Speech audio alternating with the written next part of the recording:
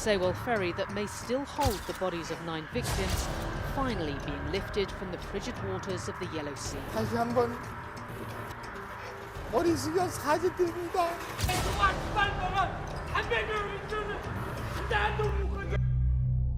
April 16th, 2014, off the southern coast of South Korea, the Sewol Ferry, carrying more than 300 passengers, most of them high school students, set sail towards Jeju Island. Filled with youthful dreams and high spirits, they embarked on what was meant to be a memorable trip. The Sewol was notorious for its questionable safety standards and history of being overloaded. Despite these risks, the voyage commenced under a calm sky, the ocean's vastness echoing the students' boundless excitement. But hidden beneath this facade of a routine sea journey was a catastrophe waiting to unfold. They hoped for an adventure, a tale to tell for years, and they found one, but in the most tragic way imaginable. This is the heart-wrenching story of the Sewol Ferry Disaster, a journey that turned into one of the most devastating maritime tragedies in recent history. He left saying, "Dad, I'll be back," he says. Now he's in the sea. The day dawned like any other, with students boarding the Sewol Ferry, hearts brimming with joy. They were unaware that the waves of despair would soon swallow their laughter. As the ferry set sail, the air was filled with chatter and dreams of the days ahead on Jeju Island. But what they didn't know was that their ferry was dangerously overloaded. The joy on the decks hid a scary truth. They were on an overloaded Sewol, and the crew was unprepared for the nightmare that was about to unfold. At first, the ferry's journey was smooth, but soon, something went wrong. The Sewol, heavy with its load, started to lean to one side. This small lean was the first sign of a big disaster. The students didn't notice at first, caught up in their fun. But then things changed fast. The ferry tipped more and more. Now everyone knew something was very wrong.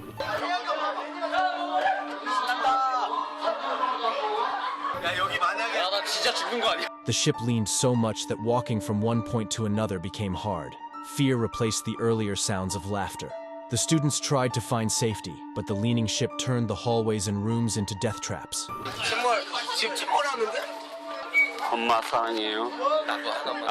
Water started to fill the ferry very quickly, and then the Sewol began to sink. It was pure chaos. In a move that made everyone angry, the captain and some of the crew members left the ship quickly, leaving so many behind. They chose to save themselves, not considering everyone else on the ferry. South Korean media reports say the captain was one of the first to abandon ship and told passengers not to move. Students held on to each other in those dark moments, sharing comforting words and saying goodbye. Teachers, who cared so much, tried to help the students, some even giving up their chance to escape to save the kids. Mom. I should say, Mom, this might be the last words from me. A few crew members who didn't follow the captain tried their best to help people get out. They were like lights in a very dark tunnel. Delays and poor management hampered the government's response as news of the disaster spread. Criticism escalated as hours passed without a coordinated rescue operation. The Coast Guard, tasked with saving lives, faced immense scrutiny. Their boats circled the sinking Sewol, yet their efforts were criticized for being too little, too late. As of Thursday morning, 179 people had been rescued and 9 were confirmed dead. Then, something even worse happened. An American ship wanted to help with the rescue, but the Coast Guard said no. This made people even more upset and shocked. As the ferry went down, with just a bit left above the water, families and people watching felt a deep sadness. They stood by the water, hoping for good news that never came. Factors leading to the Sewol tragedy were numerous, with blame spread across corporate disregard for safety protocols and ineffective leadership. The reluctance of the South Korean leadership, specifically the then president, to effectively handle the disaster due to preoccupation with her global reputation amongst allegations of corruption and ties with shamanism, is a particular point of criticism.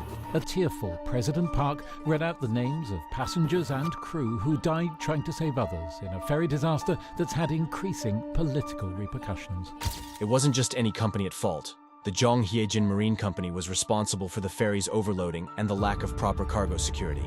This company was called out for putting profits over safety, evident in their allocation of a mere $2 for safety training, which was instead spent on counterfeit safety certificates. The Sewol's sadness didn't end with the ship going under. It carried on the shores and in the homes of people waiting for their loved ones. The whole country felt sad, and the world watched. One father tries to attack the officers. The full sadness of what happened and why it happened became clear to everyone. It was clear that this wasn't just a simple accident. The Sewol tragedy resulted from many mistakes. The ferry was too full, and the people in charge didn't tie down the cargo properly. It was also clear that the captain and some crew members selfishly chose to save themselves instead of helping the students and others on the ferry. I gave orders to evacuate, he says. Everyone understood that the slow response from the government and the Coast Guard made things worse. People were left asking, what if they had acted faster? Could more lives have been saved? The refusal to accept help from the American ship added to the feeling that more could have been done to rescue those trapped on the ferry. The faces of the families waiting for news showed deep pain. They had sent their children on a school trip, expecting them to return with stories and smiles. Instead, they were left with a heartbreaking loss. The country was united in grief, feeling the weight of a tragedy that could have been prevented. This event changed how people thought about safety and the responsibility of those in charge. It was a harsh reminder that every decision matters, especially regarding the safety of others. The Sewol Ferry disaster left a lasting mark on everyone's hearts, a sad story of what happens when care and duty are forgotten. The waves of sorrow from the Sewol tragedy reached every corner of South Korea. The whole country stopped, united in a deep, shared sadness. People from all walks of life, including famous K-pop stars like BTS, came together to mourn. They paid tribute to those lost, their songs and words touching the hearts of a nation in pain. In every city and town, the yellow ribbon symbolized this great loss. It was everywhere, tied around trees, on lapels, and fluttering in the wind. Each ribbon was a silent promise to remember those who were gone and a demand for answers. The yellow ribbons spoke of a wound in the heart of the nation, a reminder of young lives lost and the high cost of negligence.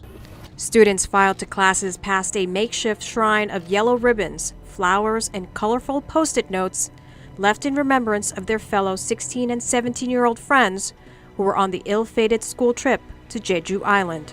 The anger and sadness from the Sewol disaster shook the foundations of South Korea's government. It wasn't just about mourning. It was about demanding change. People wanted those in power to take responsibility for what happened. The Prime Minister stepped down, indicating how deeply the tragedy affected the country's leadership. The Korean Coast Guard, once seen as protectors, is no more. Their failure during the Sewol disaster cost them the trust of the people they were supposed to serve. All across the country, protests filled the streets. People held signs, shouted for justice, and wore their yellow ribbons. They wanted those responsible to be held accountable and wouldn't stay quiet until they saw real change. 저희가 가진 모든 증거를 모아 항소심에 제출할 것입니다. From this deep sadness and anger, a new sense of determination grew. The people of South Korea vowed to learn from this tragedy to ensure it would never happen again. The Sewol Ferry disaster left an indelible mark on the nation's heart, a sad story that would always remind them of the importance of care, responsibility, and the precious value of every life. The disaster was not only due to the crew's negligence in securing the cargo, but also to irresponsible management practices by the operating company. They modified the Sewol to carry more passengers and cargo, including constructing an art gallery featuring artwork by Yoo Byung-yoon, using the alias Ah Hai. These modifications, particularly the heavy marble displays, made the ferry top-heavy, significantly contributing to the tragedy. The psychological aftermath for survivors and bereaved families was profound. The vice principal of Danwon High School, Kang, overwhelmed with guilt, took his own life following the tragedy. Families and survivors bore the brunt of the psychological and emotional aftermath. Apart from mourning, they actively sought the truth through hunger strikes and public demonstrations, preferring answers and accountability over financial compensation. The long-lasting sorrow is punctuated by the fact that even several years later, not all the missing individuals' bodies were found, leaving some families without closure. In response to this catastrophe, discussions and reforms regarding maritime safety regulations were initiated in South Korea. These efforts focused on enhancing ferry safety standards, emergency response protocols, and establishing a dedicated maritime safety agency. Following the disaster, there was a greater emphasis on public awareness and activism regarding government accountability and transparency. Media coverage played a crucial role during this period, disseminating information about the incident and amplifying public sentiment. This influenced the actions of political leaders and institutional responses to address society's concerns. Calls for greater transparency and investigations into the incident were made, along with demands for stricter punishment for those responsible. Efforts were directed toward preventing similar tragedies from occurring in the future.